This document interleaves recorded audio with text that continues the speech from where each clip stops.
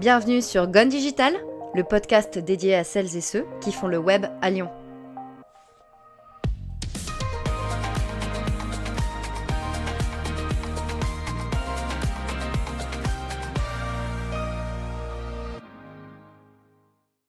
Hello tout le monde, j'espère que vous allez bien en ce mois de novembre. C'est bientôt mon anniversaire et comme cadeau en avance, j'ai reçu la super Marilyn, Content Manager Freelance. C'est elle qui a créé la communauté des Content Lovers et des apéros content. On parle de son parcours très riche, de journalisme, mais aussi de house music ou des bons restos à tester à Lyon 7e. Bonne écoute. Hello Marilyn. Hello Alice. Merci de venir dans ce podcast.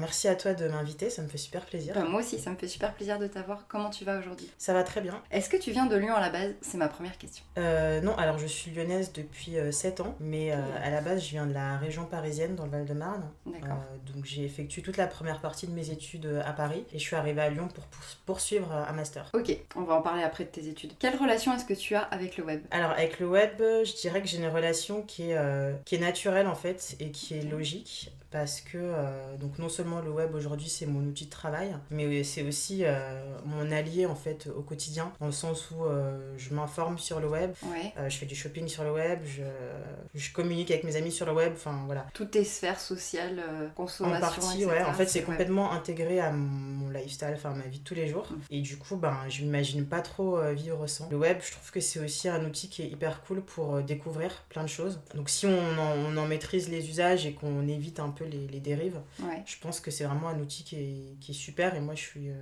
fan du web et je suis, voilà. Quelles totalement, applis tu à l'aise. utilises au quotidien ?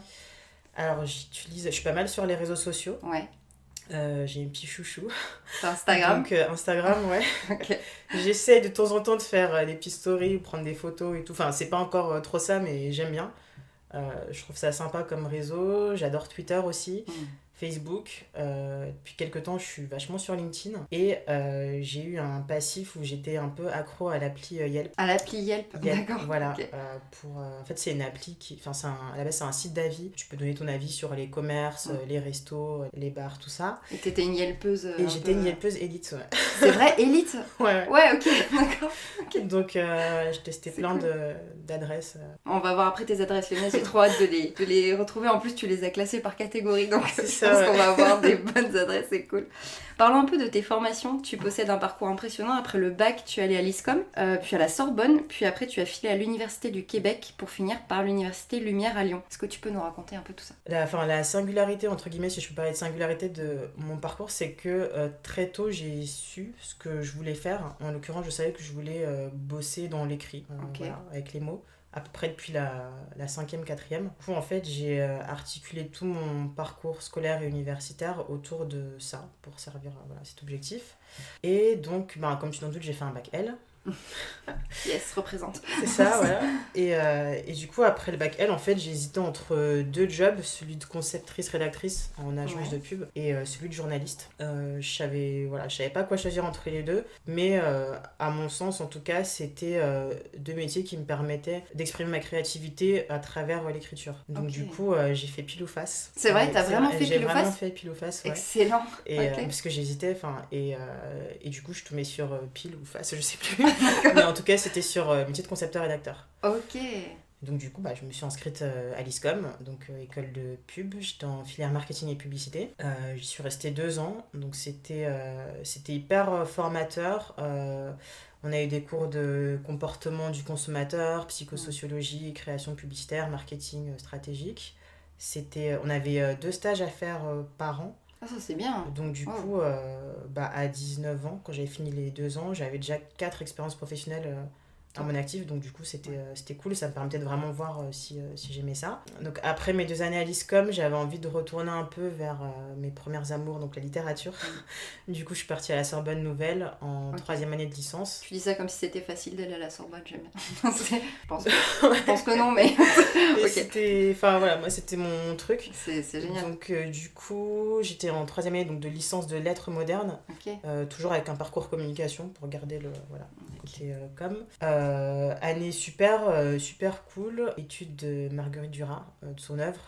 J'ai adoré. Donc c'était vraiment, vraiment sympa. Du coup, j'ai voulu continuer en master. Pareil, j'ai fait un master 1, toujours en lettres, mais j'ai décidé de le faire en échange au Québec. Et c'est là que je suis partie à l'Université du Québec à Trois-Rivières. C'était la première fois que je partais aussi longtemps à l'étranger. Je suis restée 1 an. Et c'était génial. Je faisais des études qui me plaisaient trop. Enfin, donc on continuait à étudier les auteurs français, mais j'ai découvert aussi des auteurs québécois. Et puis c'était l'Amérique du Nord, le Canada, les étudiants étrangers. Enfin, découvert d'une autre culture.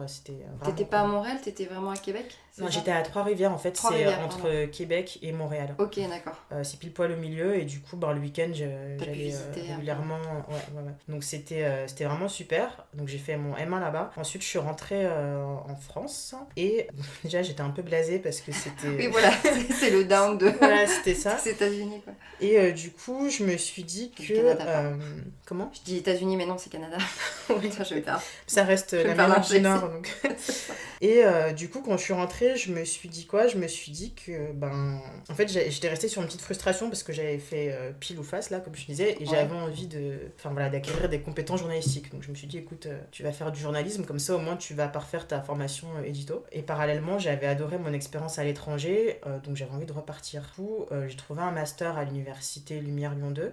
C'était un master en nouvelles pratiques journalistiques qui m'a attirée parce que déjà c'était orienté nouvelles pratiques journalistiques, donc avec beaucoup de web, social media, etc. Okay. Et aussi parce qu'il y avait un stage obligatoire à faire à l'étranger. Ah ok, donc c'est ça. Donc du coup ça me permettait de repartir. Et voilà, et du coup j'ai fait ce stage à Berlin. Ouais, le fil conducteur, ça a toujours été les mots et l'édito, que ce soit en pub, en lettres ou en journalisme. L'amour des lettres. C'est ça. Super. L'amour du verbe. L'amour du verbe. Ouais, c'est ça. C'est une inside joke parce que sa micro-entreprise s'appelle Verbs. C'est ça. Du coup, ensuite, tu as été animatrice web à Fine Media. C'était un de tes stages ou c'était un de... Ouais, c'était un de mes premiers stages, j'avais 17 ans. Ok. Et en fait, Fine Media, c'était une petite start-up qui éditait des sites web, notamment un site qui s'appelait Comprendre Choisir. Maintenant, c'est devenu Eureka. En gros, c'est un site sur lequel tu trouves des réponses à plein de questions. D'accord. Voilà. Alors, ce qui est marrant, c'est que quand j'avais postulé, je crois qu'il y avait écrit rédactrice web, donc j'avais postulé pour ça. Et en fait, dans les faits, j'ai pas du tout fait de la rédaction. Ah, merde. J'ai fait de l'intégration HTML. Ah. Donc au départ j'étais un peu deg et c'est d'autant plus frustrant qu'en fait j'ai intégré des textes d'autres rédacteurs, mais au final ça m'a appris ça m'a fait découvrir l'intégration HTML, donc au final j'étais plutôt contente et donc il y a une partie intégration et l'autre partie c'était animation de communauté, donc community management.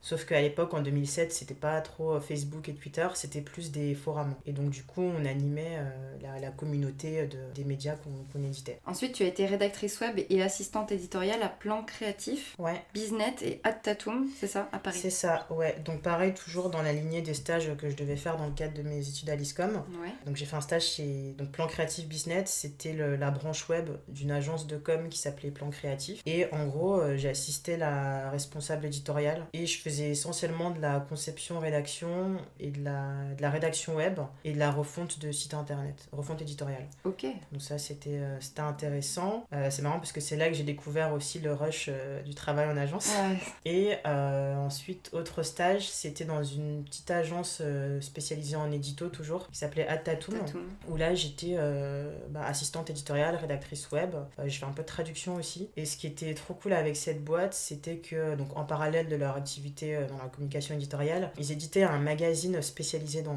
la bande dessinée qui s'appelait BD Caf Mag. Et en fait, une des parties de mon job, c'était de lire des BD. Mais c'est génial. C'est ça, et de rédiger après des chroniques et des critiques sur ce magazine. BD. C'est ça, et en fait c'était trop bien. C'était vraiment trop bien. J'ai découvert l'univers de la BD aussi que je connaissais pas. Je crois que c'était un de mes stages préférés. Ensuite, tu es devenue journaliste web pour la Gazette de Berlin en Allemagne. Du coup, c'est là où tu es partie. C'est ça.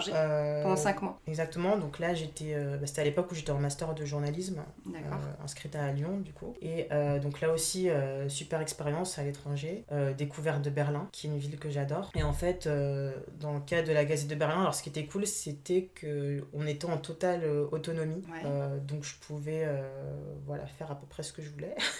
Et ce que je voulais, c'était découvrir la vie culturelle à Berlin. En fait, j'ai rédigé pas mal d'articles culture, fait des interviews d'artistes aussi. Oh, génial. Ok.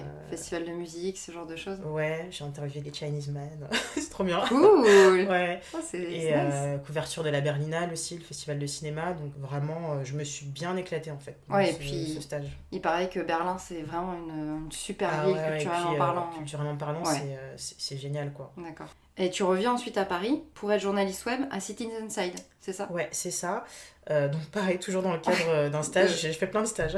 Non mais c'est bien en fait. Hein. Ouais, mais au moins j'ai Tu pu trouves que c'est bien toucher les un stages? peu. Ouais, C'est hyper formateur et l'avantage que j'ai, c'est que c'est comme je savais en fait ce que je voulais faire, plus ou moins, j'ai toujours fait des stages qui étaient en lien avec ce qui me plaisait, donc à chaque fois j'ai pu gagner en compétences. Ouais, c'est cohérent avec ton objectif d'être conceptrice. Et chez Citizen Side, donc Citizen Side c'était une agence qui était spécialisée dans le journalisme participatif. Okay. En fait, on recevait des articles et des photos de journalistes, reporters d'images, amateurs, qui prenaient des photos par exemple d'une manifestation sportive ou de stars dans la rue, etc. Okay. Et nous, en interne, on devait traiter ces contenus-là, faire beaucoup de fact-checking et aussi en parallèle animer la communauté aussi, cette communauté de journalistes reporters. D'accord. Donc c'était beaucoup de vérification d'infos, beaucoup d'animation de communauté, de social media et puis aussi un peu de rédaction web. Oui, quand même. Ouais, à côté, ouais, quand même. Tu descends à Lyon du coup pour être intégré au Progrès pendant plus d'1 an. Est-ce que j'ai besoin de dire ce qu'est le Progrès? Je ne sais pas. Si vous êtes lyonnais et lyonnaise, normalement vous savez ce qu'est le Progrès. Et du coup, là-bas, tu es journaliste PQR, donc tu vas nous expliquer ce que c'est. Et secrétaire de rédaction. Peux-tu nous dire en détail ce que tu faisais là-bas? PQR, c'est presse quotidienne régionale, voilà, tout simplement. Et donc en fait, donc dans le cadre de mon master à Lyon 2, donc en première année de master, j'ai dû faire le stage à l'étranger, à Berlin. Et en deuxième année de master, c'est l'année où on choisissait les spécialisations, donc soit télé, soit radio, soit presse écrite et web. Okay. Et du coup, moi, j'ai choisi presse écrite et web. Et dans ce cadre-là, on avait un partenariat avec le Progrès. Pendant toute la deuxième année de master, je crois que c'était un week-end sur 2 ou 2 week-ends sur 3, on bossait au Progrès. Donc, c'est vendredi, samedi, dimanche. Et du coup, j'étais au secrétariat de rédaction. D'accord, donc tu bossais la semaine et tu bossais j'allais en cours la semaine. Et le week-end, ouais, je bossais 2 week-ends sur 3. Ok, pendant combien de temps? Pendant 1 an, parce que c'était tout au long de la deuxième année de master. Et du coup, donc concrètement, le secrétariat de rédaction, donc on avait des horaires en décalé, on arrivait vers 15h, on partait vers 23h. Une fois que les journalistes reporters donc ont fait leur reportage et rédigé leurs papiers, et nous on doit relire ces papiers-là, on doit s'occuper de la mise en page dans le journal, on doit gérer la titraille, choisir les visuels qui vont illustrer les articles, etc. Et en fait, on est la dernière personne qui relie les contenus du journal c'est hyper important en fait avant de les envoyer en BAT. Ouais, c'est ça. Et du coup, c'est un peu stressant. C'est ça. Tu vois, donc, tu dirais que c'est plus pressurisant qu'en agence? C'est pas la même forme de pression en fait. C'est pas du tout la même forme de pression. En plus, en agence, j'ai surtout bossé sur du web. C'est vrai que sur le web, tu peux repasser par derrière, mettre à jour. Tu peux toujours éditer. Ouais. C'est ça. Là, c'est du papier. C'est édité à je sais pas combien de millions d'exemplaires. Donc c'est. Quand ça part, ça part quoi. Quand ça part, ça part. T'as déjà une anecdote où genre t'as laissé passer une faute, un truc comme ça? Alors moi non, mais je sais que j'ai une copine qui était dans mon master que je citerai pas son nom. Non, mais je crois que elle avait oublié de mettre un S à un mot, je crois que c'était genre les lycéens, je sais pas trop quoi, il y avait pas de S, un truc comme ça, et le truc était passé en une, donc c'était drôle. Après ça passe, donc ça va. Oui, donc voilà, donc là c'était pour la partie secrétariat de rédaction, et ensuite donc à la fin d'année scolaire, j'ai fait mon stage de fin d'études, du coup toujours au Progrès, et cette fois-ci j'étais journaliste, je bossais pour les pages locales et départementales, et je faisais essentiellement du reportage terrain, interview, je bossais pour les rubriques vie quotidienne et société, je crois. De quel article tu es le plus fier? Alors, il y a 2 articles que j'ai bien aimés. Ouais. Le premier, c'était un de mes premiers articles. Je devais faire la couverture des résultats du bac dans un lycée qui était dans le 5e, je crois. Et en fait, c'était juste trop cool de voir les étudiants découvrir, À tu fond. vois. Ouais, ils étaient trop à fond, ils étaient là, il y en a qui pleuraient, qui sautaient et tout. Ok. Et du coup, je devais leur demander un petit peu voilà, leur ressenti et décrire un peu toute cette ambiance-là. D'accord. Donc c'était super chouette et c'était vachement... c'était un papier qui était très humain, tu vois, entre guillemets. Alors, Ouais. autant j'avais beaucoup de mal sur les papiers, genre économiques, tout ça, enfin voilà. Autant sur des sujets plus sociétals, Ouais. comme ça me branchait bien. Et il y a un autre article, donc aucun rapport. Je pense que le rédac chef il voulait me challenger un peu, enfin, Te je sais pas tester, trop, ouais. me tester, voilà. D'accord. Du coup, il vient me voir et il me dit oui, écoute, j'entends les cigales en ce moment. Donc, Quoi les cigales, ouais. Je crois qu'elles sont arrivées à Lyon. Donc, je regarde, je fais ok. C'est bien Et, ta Bible. c'est ça. Et il me dit est-ce que tu peux me faire un papier pour m'expliquer en gros pourquoi est-ce qu'il y a des cigales à Lyon et tu vois, et je voyais les autres journalistes qui souriaient, tu vois, voilà, en coin, en mode mais c'est quoi ce reportage et tout. Trop Et en bizarre. fait, j'ai accepté. En plus, j'étais stagiaire, j'avais pas le choix. Oui, c'est ça, t'avais pas trop le choix. Et du coup, alors je sais plus trop comment j'ai fait, mais j'ai trouvé le spécialiste à la ville, enfin des insectes, vraiment spécialisé Le dans... spécialiste des Non cigales mais à c'était Lyon. vraiment ça. Et au final, et ben j'étais super contente de mon papier parce que j'expliquais un peu le Bah ouais. parcours. Bon alors c'est pas un sujet qui est très... comment dire? Ça reste un sujet anecdotique, tu vois. Oui, c'est pas la Mais crise du voilà, Moyen-Orient, exactement. mais c'est... Mais en fait, j'étais fière parce que j'avais relevé Bah, ce oui. challenge de pondre une page sur les cigales et expliquer d'où elles venaient, leur parcours et voilà. Tu Donc, veux me donner un sujet chelou, vas-y, je t'en fais un bon exactement. papier. Quoi. Voilà. C'est la magie d'une bonne journaliste en tout cas. C'est chouette. Et ensuite, tu intègres l'agence Invox pour être content manager et knowledge manager. Tu y restes 3 ans. Donc c'est ta plus grosse expérience. Ouais. à Alors, ce jour. Invox, ouais. Invox, c'est the expérience de ma petite carrière. Parce que j'ai que 28 ans, hein, donc ça va, j'ai le temps. Alors, comment ça s'est passé? Donc, j'étais en stage de fin d'études au Progrès et je commençais à chercher du taf parce que je savais qu'ils ne Normal. pouvaient pas me garder au Progrès Ok. et que c'était bien beau de rester sur les bancs de la fac, mais au bout d'un moment j'avais envie de rentrer sur le marché de l'emploi. Donc ce que j'ai fait, c'est que j'ai commencé à me promener sur les réseaux sociaux, notamment sur Twitter, en tapant des mots-clés genre rédaction web, etc. Et de fil en aiguille, je suis tombée sur le compte Twitter de la cuisine du web que je connaissais pas à l'époque. D'accord. Donc là, je vais sur le site, je me dis tiens, ça a l'air cool et tout. Et là, je vais sur le job board Ouais. et je vois Invox, content marketing. Je fais ok, c'est quoi le content marketing? Je connaissais pas. Ouais. Et du coup, je vais sur le site et là, je vois Guillaume Berthollet, fondateur d'Invox. On aide les entreprises à devenir des médias, tout ça. Et en fait, plus je lis la description donc, du content marketing, plus je me dis mais en fait, ça a l'air trop cool ce truc parce que ça regroupe en fait toutes les compétences, tu vois, que j'ai acquises jusqu'à présent. Donc, parce que j'ai un background du coup marketing, j'ai fait du journalisme et des lettres et je me suis dit mais en fait le content marketing ça regroupe tout ça quoi. Donc en fait c'est ce que ce je truc fais. là c'est voilà, En c'est fait, pour c'est ce moi. que tu faisais sans le savoir. C'est marrant. Ouais, enfin en tout cas j'ai toutes les expériences que j'avais faites jusqu'à présent, elles convergeaient vers ça. D'accord. Et donc je me suis dit mais il faut trop que je postule, donc j'ai fait une candidature spontanée et je me souviens, ouais, j'ai raconté un peu ma vie, enfin ma démarche. Donc j'ai dit, voilà, je me suis promenée sur Twitter, je suis tombée sur vous, donc je postule. Et là, 3 heures après, j'ai Guillaume Berthollet, donc qui a fondé Invox, du coup, qui me répond, il me propose un entretien 3 jours après. Cool. Ouais, donc du coup, je fais, oh là là, tout Bien trop parti. bien. Donc j'arrive, je passe l'entretien, et à la fin de l'entretien, on me propose un CDI. Ah oui, direct. Donc, direct, ouais. Cash. Donc je fais, bah écoute, banco. Bah vas-y quoi. Donc pourquoi pas et en fait ça s'est fait assez rapidement. Donc c'est comme ça que j'ai intégré Invox. J'ai été embauchée sur le poste de Content Marketing Manager. En fait c'était le seul poste qu'il y avait parce que j'étais la première salariée à l'époque. Donc en fait le Content Marketing Manager il faisait un peu tout. C'était un peu un poste couteau suisse. Je faisais de la relation client, de la gestion de projet édito, de la rédaction web. Ah ouais, non, c'était très très global. C'était global ouais, voilà, c'était très très global. Au fur et à mesure, on s'est rendu compte que c'était un poste qui regroupait peut-être un peu trop de missions, tu vois, d'autant plus que le portefeuille client commençait à grossir et puis tout seul ça devenait compliqué. Ouais. Donc il y a eu pas mal de réflexions, de discussions. Je crois que c'était en fin 2014, quelque chose comme ça. Donc, l'agence Invox décide de splitter le poste de Content Marketing Manager en deux pour donner donc 2 nouveaux postes, celui de Account Manager, c'est un peu un directeur de clientèle, et celui de Content Manager qui est vraiment plus focus sur l'édito.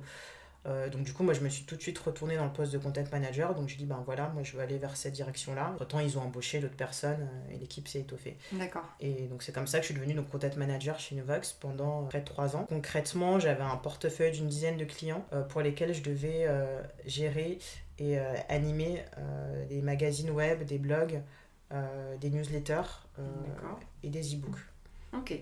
Ça allait de la veille à l'identification de sujets pertinents pour ces clients-là, jusqu'au briefing des rédacteurs freelance, parce qu'on travaille avec beaucoup de freelance, jusqu'à la mise en ligne ensuite, et puis après, tu as toute la partie reporting, analyse des retombées. D'accord, donc de A à Z, vraiment. C'est ça, ouais.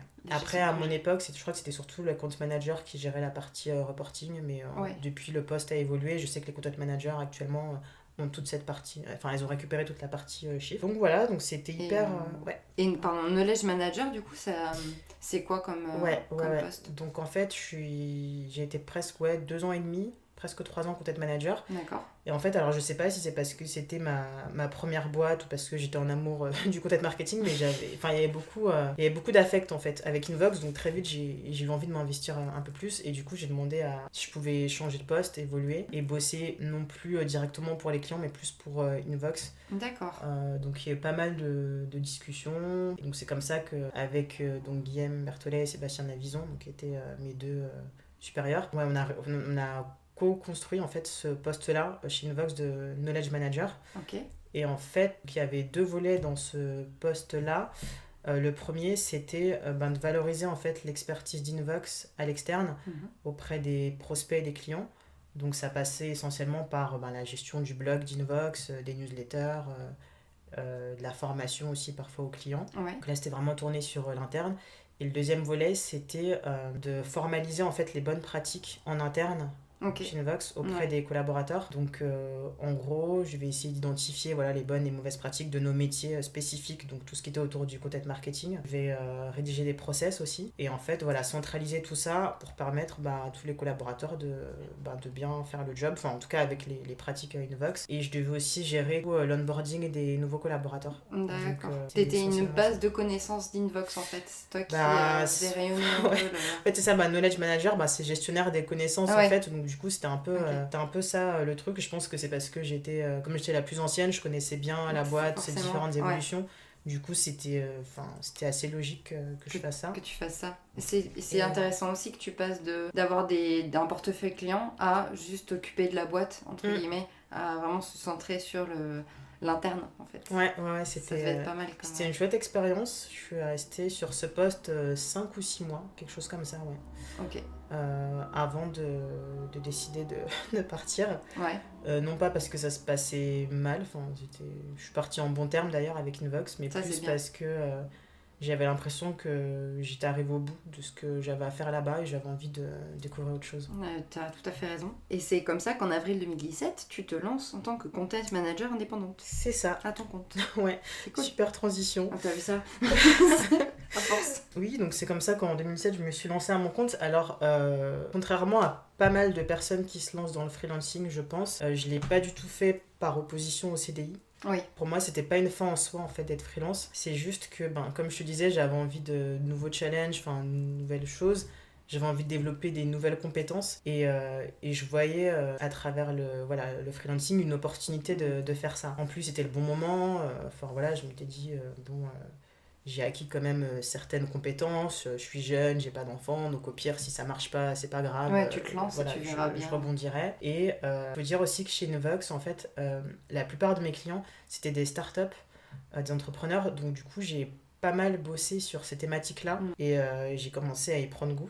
Et je pense que de fil en aiguille, ça m'a donné envie de me lancer, sachant que depuis que je suis toute petite, je savais qu'à un moment donné, j'allais lancer un truc, soit mon magazine web ou un truc dans l'édito. Je savais pas encore quoi, je savais pas que ce serait mon content marketing, mais c'est quelque chose qui m'avait toujours titillé. Et du coup, là, en fait, c'est le freelancing, c'est plus une opportunité qui s'est présentée et que j'ai décidé de saisir.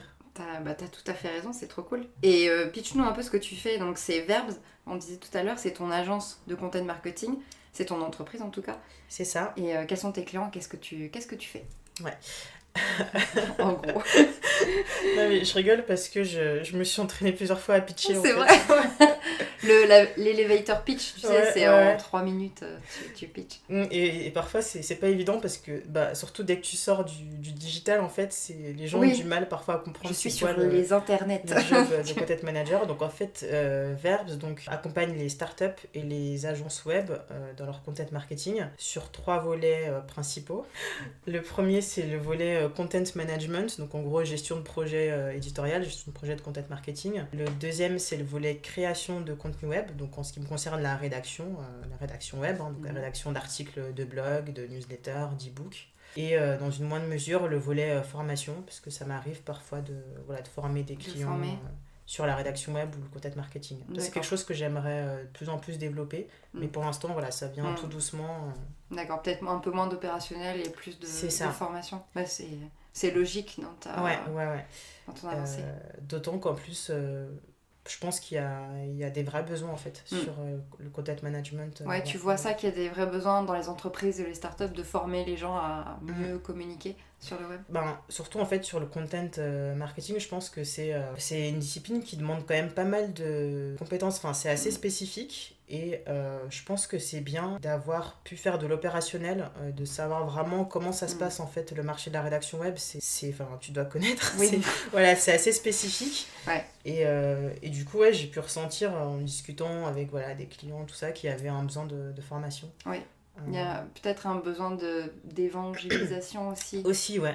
Quoique, j'ai l'impression que les entreprises sont de plus en plus matures en fait sur le sujet du content et elles se rendent compte que c'est un véritable enjeu, que c'est pas juste la mode. Taper sur ton ordi. C'est ça. Et je pense que, je suis assez optimiste en fait. Je crois vraiment que les entreprises, elles vont comprendre l'enjeu du content marketing. Totalement. Ça, c'est cool. Donc et donc du coup pour revenir à ta question, donc alors mes clients startup là je vais les aider à faire vivre en fait leur stratégie de contenu sur la durée. Donc essentiellement ça va être faire de la veille sur leur thématique de prédilection, proposer des sujets d'articles, des formats de contenu, rédiger aussi ces contenus puisque pour ces clients là je fais la rédaction, faire la mise en ligne avec toute l'optimisation SEO et parfois je vais jusqu'au community management et au reporting. Pour les clients agences, là je vais pas faire de création pure et dure mais plus du content management où là en fait je vais les aider à gérer leur projet de contenu, donc les projets de contenu de leurs clients. Pareil, toujours faire de la veille, me plonger vraiment dans les problématiques de leurs clients, donc gérer toute la partie relation client aussi,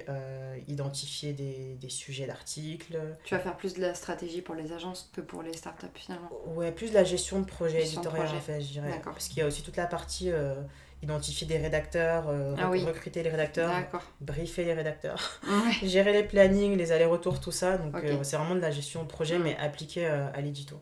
D'accord. Top. Et dans la lignée de ton activité, tu as créé la communauté des content lovers à Lyon et les apéros content. Pour celles et ceux qui ne connaissent pas, décris un peu nous tout ça. Ouais, alors en fait, donc faut revenir un petit peu en arrière. Quand je me suis lancée en freelance, j'avais super peur de me retrouver toute seule parce que je me suis dit, aujourd'hui j'ai plus de collègues et moi je sais que j'ai besoin de parler de content, ne serait-ce que pour avoir d'autres avis, d'autres retours d'expérience, ça me nourrit on va dire, et je me suis dit je vais essayer de chercher un groupe, une communauté qui fait ça, un peu sur le même modèle que les designers lyonnais. Oui, tout à fait. Coucou Fabrice. Salut Fabrice, Et du coup j'ai cherché un groupe qui allait en ce sens-là mais pour le content, et j'ai pas trouvé, donc j'essaye de créer un truc. Du coup j'ai créé un groupe Facebook. Au début j'ai juste invité mes potes qui bossent plus ou moins dans le content, et j'ai commencé à partager de la veille, quelques offres d'emploi, choses comme ça. Au fur et à mesure le groupe, le bouche à oreille aidant, le groupe a pas mal grossi, et 3 mois après la création on était un peu plus de 100, donc du coup je me suis dit cool, on a un peu plus de 100, ça serait bien de se rencontrer parce que c'est bien beau de faire un groupe Facebook, mais dès le départ à la base c'était pouvoir se retrouver pour échanger. Et c'est comme ça que j'ai lancé donc un premier événement que j'ai appelé l'apéro content. J'étais super fière de mon jeu de mots parce que content, voilà, c'est content. Apéro, voilà. C'est content. Un jeu de mots qui est un peu pourri. C'est pas grave. Et du coup donc j'ai organisé ça, c'était en septembre 2017. Et c'était au Sofa, donc il y a un slow café. Ça fait déjà 1 an et quelques. Ouais, ça passe trop vite. Et je me souviens, on était pas très nombreuses parce qu'on était essentiellement des filles, une petite douzaine, et c'était très sympa. Donc on s'est rencontrés, on a pas mal échangé. Et je me souviens, donc à la fin de l'apéro, il y a donc Johan, le gérant du sofa, qui me dit écoute Marilyn, c'est cool, mais ce serait bien de donner un peu plus de substance en fait à ton événement, parce que tu commences à me challenger un peu. Ok. Et je fais ah ok, et du coup je réfléchis et je me dis qu'effectivement ce qui est cool avec la communauté des content lovers, c'est qu'au final t'as plein de personnes qui bossent dans le contenu, mais qui ont chacune leur expertise, leur retour d'expérience, leurs tips à partager. Et donc je me suis dit, pourquoi pas faire intervenir en fait à chaque fois une personne, un peu toujours sur le modèle des designers lyonnais au final. C'est ça, c'est un modèle qui marche super bien. C'est ça, et du coup c'est comme ça que j'ai lancé une deuxième version donc, de l'apéro content. C'est V2. Ouais, voilà. V2. Cette fois-ci au Web Up Space, donc un espace de coworking, parce que j'étais coworkeuse là-bas. Et du coup c'est devenu un rendez-vous mensuel avec à chaque fois un intervenant donc, qui bosse dans le contenu web, qui est à Lyon, idéalement Lyon ou la région lyonnaise, parce que c'est un groupe qui reste local. Et qui vient partager un retour d'expérience, une expertise sur le contenu, sachant que donc ensuite tu as toujours une session de questions-réponses et chacun ramène un petit truc à boire ou à grignoter pour que ce soit convivial et surtout que la communauté se rencontre. Ça c'est hyper important. Ouais. Et du coup en parallèle, tu as le groupe les Content Lovers qui a pas mal grossi. Aujourd'hui on est je crois à peu près 420. 400 cool. Ouais. C'est bien ça. Et je suis super contente parce que les gens en fait se sont emparés du groupe, tu vois. Maintenant, je sais qu'il y a des personnes qui ont trouvé un emploi grâce à ce groupe-là. Ouais, c'est ça, on diffuse des offres, de la veille. C'est hyper intéressant à chaque fois. Donc, c'est devenu un petit centre de ressources content à Lyon, donc c'est cool. C'est super intéressant. Moi, je suis allée à plein de content lovers et c'était toujours hyper intéressant. À chaque fois, on apprend plein de trucs sur différents sujets. Ça va du podcast justement au SEO en passant par la rédaction. On a fait le copywriting, récemment les relations influenceurs. Ouais, tout à fait. Les blogs. C'est ça. Donc c'est vraiment le fil conducteur, c'est le content. Et voilà, et sachant que la petite nouveauté pour la saison 2018-2019, c'est que maintenant, donc après avoir fait une première édition au sofa, ensuite toute une saison web up, maintenant je change en fait de lieu. Sachant que l'idée c'est aussi de faire découvrir des endroits inspirants et cool à Lyon, donc ça peut être des espaces de coworking, ça peut être des slow cafés, des agences, et ça devient un rendez-vous itinérant. D'accord, donc là je démarche en fait des lieux qui pourraient être intéressés par l'initiative et voilà. Il y en a plein sur Lyon, je pense qu'ils vont très vite t'accueillir. Pas mal, c'est cool. D'espaces de coworking ou d'agences ou de cafés, trop sympa. Allez-y sur les groupes des content lovers parce que c'est super bien et il y a plein d'offres d'emploi, de tips, d'astuces et tout et c'est vraiment chouette. Et venez aux apéros content, ça c'est bien. Est-ce que tu as une anecdote professionnelle à nous partager ? Oui, alors j'ai une petite histoire drôle. Vas-y, drôle, ça dépend, je sais pas, c'est très drôle. Donc j'étais en train de rechercher une information donc, sur une thématique en particulier sur internet et donc là je tombe sur la première page de Google sur un titre d'article qui m'interpelle. Donc je clique, je commence à lire et tout. Et au fur et à mesure de la lecture, je me dis, mais en fait, j'ai l'impression d'avoir déjà lu ce truc quelque part. Et là, j'avance dans la lecture et je me dis, mais en fait, on dirait que c'est un article que j'ai rédigé parce que c'est le même contenu, mais sauf que c'est pas exactement mes mots, c'est trop bizarre. Et là, je descends et quand j'arrive en bas, là, je vois ma photo. Donc, auteur, Marilyn Épée, content manager et tout. Et je me dis, mais what the fuck. T'as oublié que t'avais écrit ça. En fait, c'était sur un magazine que je connaissais même pas. Donc, du coup, sur le coup, j'ai complètement bugué. Non, j'étais pas contente en fait. Je me suis dit, mais voilà. Et en fait, ce que j'ai fait, c'est que j'ai contacté le magazine pour lequel j'avais rédigé l'article initial, dont était fortement inspiré celui-là, qui était signé Marilyn Épée, alors que voilà, je connaissais pas le magazine. Plus, ce qui me gênait, c'était que comme ça avait été réécrit, c'était pas totalement à plume. Autant quand je bosse pour mes clients, les magazines de mes clients, je cède complètement mes droits d'auteur. Autant quand c'est un truc qui est signé, j'aime autant que ça soit ma plume, tu vois. Du coup, je contacte le rédac chef du magazine pour lequel je bossais. Et là, il m'explique qu'en fait, il a fait... le deuxième magazine l'a contacté. Il lui a demandé un échange de visibilité ou quelque chose comme ça. Donc, un échange de liens. Et en gros, il s'était accordé pour récupérer mon article et pour pas que ça fasse du duplicate content, il avait réécrit un petit peu. D'accord. Donc sur le principe, quoi pas, tu vois, puisqu'au final, en plus, le deuxième article était hyper bien référencé, donc pour moi, à la rigueur, ça te fait de la visibilité, mais c'est plus la manière dont ça s'est fait, et ça. En fait, la découverte par surprise que j'étais auteur sur... un magazine que je connaissais ni d'Ève ni d'Adam. Puis s'il faut, t'étais pas en ligne, t'étais pas bien avec la ligne éditoriale du site et tout, donc franchement, prendre là, ton il se trouve que c'était pas forcément le cas, oui, mais ça aurait pu arriver. Ça aurait pu être le cas. Bon, au final, il y a pas eu de souci, il s'est excusé, il m'a dit que voilà, il aurait dû me... En fait, je me suis rendu compte de ça au moment où il allait me prévenir, Ouais, apparemment. Ouais, ok, d'accord. Mais voilà, c'est Ça vrai que passe. sur le coup, j'ai pas trop kiffé, quoi. Ouais, tu m'étonnes. Quelles sont les leçons que tu as apprises de ton parcours professionnel jusqu'à maintenant? Je pense que j'ai pas assez de recul, tu vois, pour me dire que voilà, faut faire ci, ça, parce que je considère que je suis encore au début de ma carrière. Mais quand même, parce que j'ai préparé une C'est petite trop bien. question, Ok. il y a une citation que j'aime beaucoup et que je cite souvent, des fois quand j'anime des ateliers, tout ça. Ok. Donc c'est une citation de Xavier Dolan, hashtag citation inspirant, hashtag Instagram, tout Hashtag ça, réalisateur, c'est ça? hashtag cinéma. Ok. Et en fait, cette citation, c'est je crois que tout est possible à qui rêve, ose, travaille et n'abandonne jamais. Et en fait, des fois, quand je regarde un peu ce que j'ai fait, donc voilà, comme je te disais, je suis au début de ma carrière, il reste encore pas mal de choses à faire. En fait, j'ai jamais abandonné, tu vois. Depuis très longtemps, je sais que voilà, je veux faire ce que je veux faire. Et au final, ben, tout s'est articulé autour de cet objectif-là. Et le fait de ne pas avoir abandonné, bah, c'est ça qui m'a un peu qui m'a porté. Le fait de rêver aussi, enfin, avant de lancer Verbs, donc là c'est la minute bisounours. Ouais, vas-y, J'ai pas mal t'inquiète. rêvé bah, ce à quoi ça pourrait ressembler, tu vois, mon entreprise, donc avec mes valeurs. Ouais, ça m'a vraiment porté. Et aujourd'hui, le fait de voir, c'est tout bête, hein, mais le fait de voir par exemple que les content lovers, ça fonctionne plutôt bien, que les gens sont contents et qui trouvent un intérêt, ben, je suis super reconnaissante. C'est un super succès, hein, vraiment, hein, c'est super chouette. Ben, merci. Ah ouais, c'est Mais top. en tout cas, ça me fait vraiment plaisir parce que je me Ouais. dis, ben voilà, en fait, il suffit de te donner des moyens pour faire un truc cool Mais et puis... moi, ce que je trouve ça génial, c'est que tu t'es dit, je vois pas de groupe de content, donc je vais en créer un. Tu vois, il n'y a pas tout le monde qui a cet esprit-là d'entrepreneurial ou de dire, bah, il n'y a pas ça, bah, je vais attendre que ça se crée, ou tant pis, tu vois, ou je vais chercher. Mais non, tu t'es dit, bon, bah, je vais créer ça, et puis on verra. Et ça, c'est top. Ouais, non, mais comme tu quoi, vois, tu vois, c'est... Voilà, j'avais pas forcément anticipé... Bah, d'ailleurs, petite... anecdote, parenthèse, c'est qu'en fait cette initiative-là, ça m'a donné une certaine visibilité. Tout à Et au fait. final, ça m'a permis d'attirer des prospects. Donc je me suis fait du content marketing, tu vois, C'est à moi-même. Inception C'est ça, marketing. voilà, alors que c'était mais pas du tout Le but. le but à la base. Quelles sont tes passions en dehors du web? Du coup, j'ai essayé de rassembler mes deux plus grosses passions. Donc la Ouais. première, c'est tout simplement Le miam miam. le miam miam. Ok. Mais vraiment, en fait, j'adore manger, j'adore cuisiner, j'adore découvrir aussi des plats de plein d'endroits différents. J'ai des origines camerounaises, donc j'adore aussi la cuisine d'Afrique centrale, d'Afrique de l'Ouest. J'adore la cuisine mexicaine, la cuisine italienne.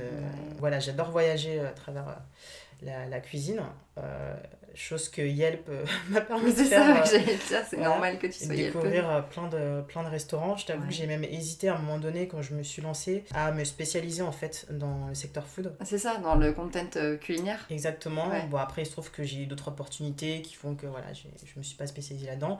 Mais au-delà du fait que j'adore cuisiner et manger, t'as aussi tout ce qui est autour de la cuisine, c'est enfin, la rencontre, Le recevoir, partage, hein. le partage, tout ça. T'as des spécialités que tu cuisines? Ben, j'essaye de reproduire certaines recettes camerounaises de ma maman, mais Trop bien. j'ai un peu de mal. Ouais. Parce que tu sais, c'est la cuisine familiale, c'est des plats C'est qui super mettent compliqué, 3 hein. plombes C'est à être ça. préparés, donc Ok. ils mijotent pendant super longtemps. Ok.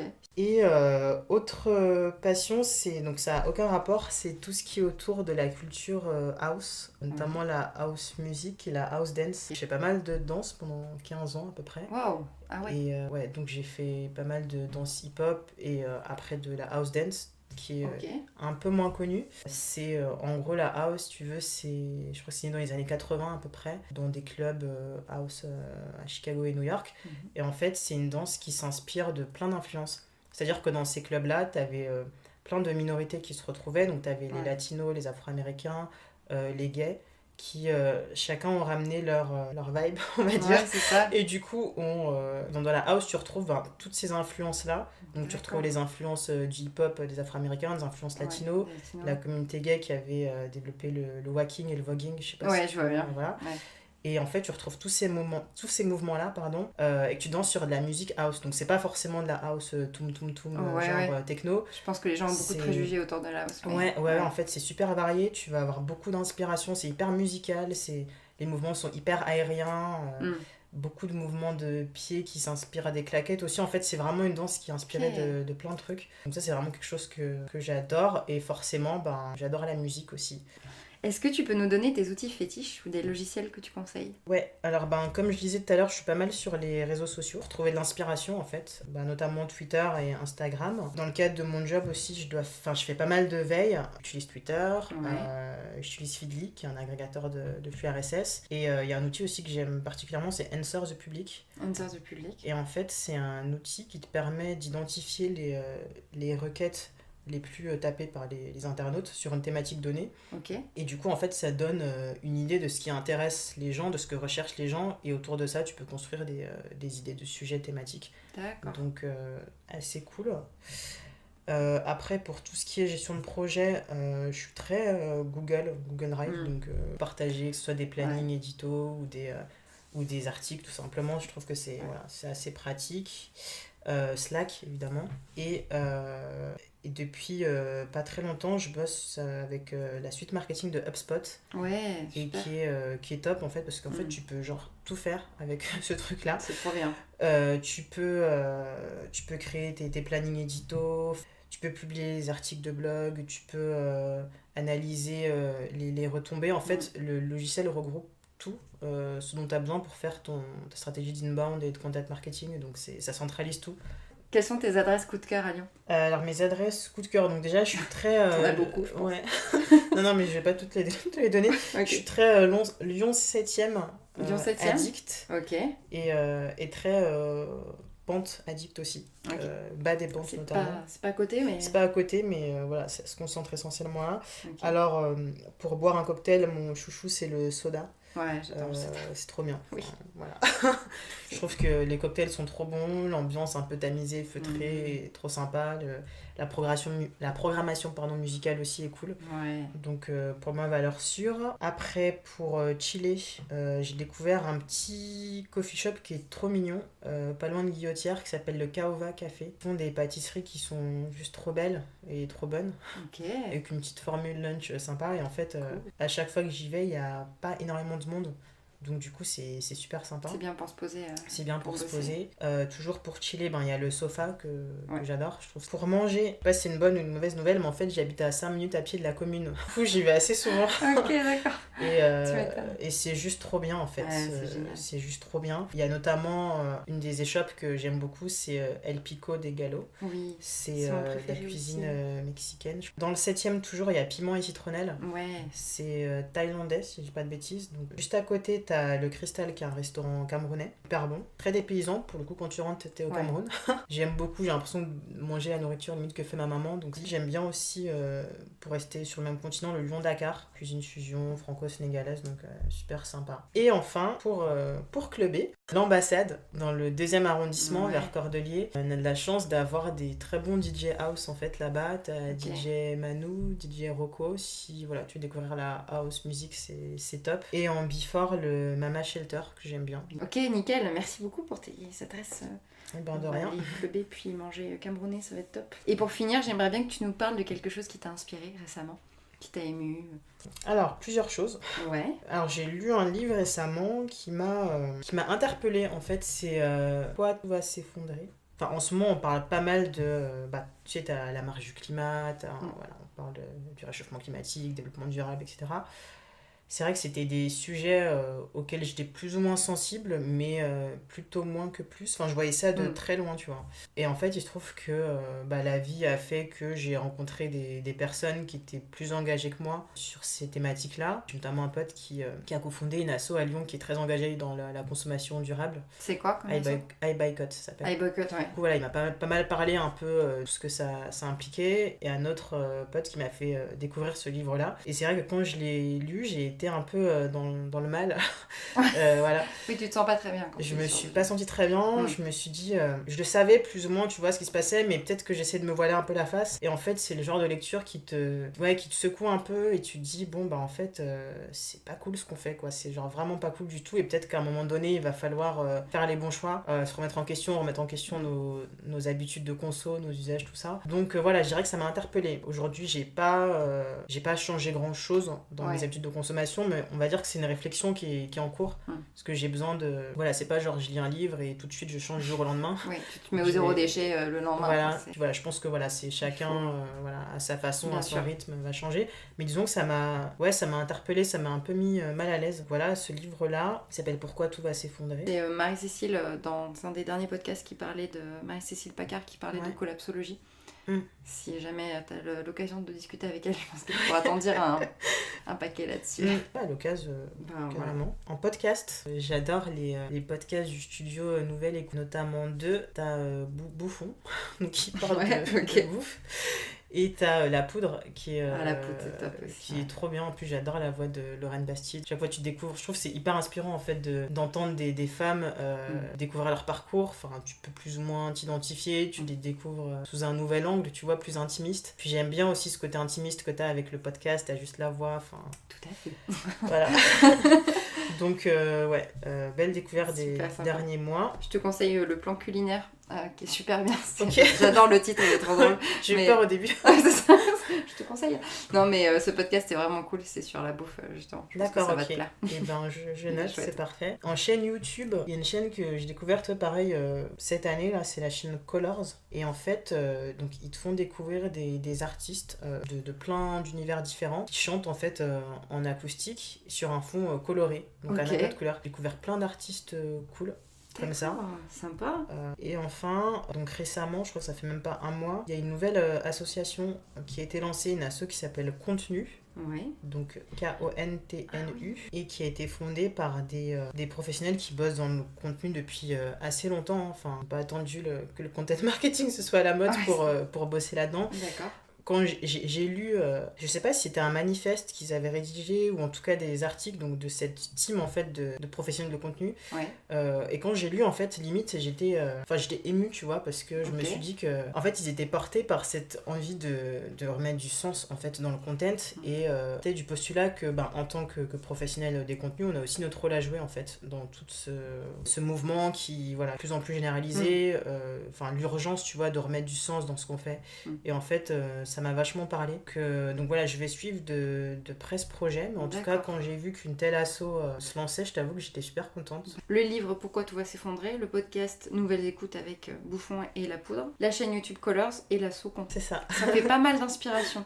C'est chouette parce que t'es quelqu'un d'inspirant, donc c'est normal que t'aies des inspirants. Merci, c'est gentil. Petit compliment comme ça. Merci beaucoup en tout cas, le podcast est déjà terminé et je te remercie d'être venu. Merci chouette. À toi, c'était... un exercice que j'avais jamais fait, mais du coup c'est cool, tu vois, j'ai découvert un autre exercice. Ça c'est cool. Où est-ce qu'on peut te suivre sur Alors on peut me suivre sur Twitter. Okay. Donc mon pseudo c'est EP Marie. Okay. Donc EP c'est les deux premières lettres de mon nom de famille qui est épée, comme une épée. Et on peut me suivre sur ma page Facebook, donc c'est Verbs Content Marketing. Le podcast est à présent terminé, merci beaucoup de l'avoir suivi. Je vous invite à retrouver Gone Digital sur SoundCloud, sur iTunes, sur Spotify, mais aussi sur la page Facebook, sur la chaîne YouTube et sur Instagram. Et voilà, le lion est présent un petit peu partout. Voilà. Je vous invite aussi à vous abonner à la newsletter mensuelle de Gone Digital avec tous les bons plans des invités, leurs bonnes adresses et les outils. Voilà, je vous dis à très vite. Merci.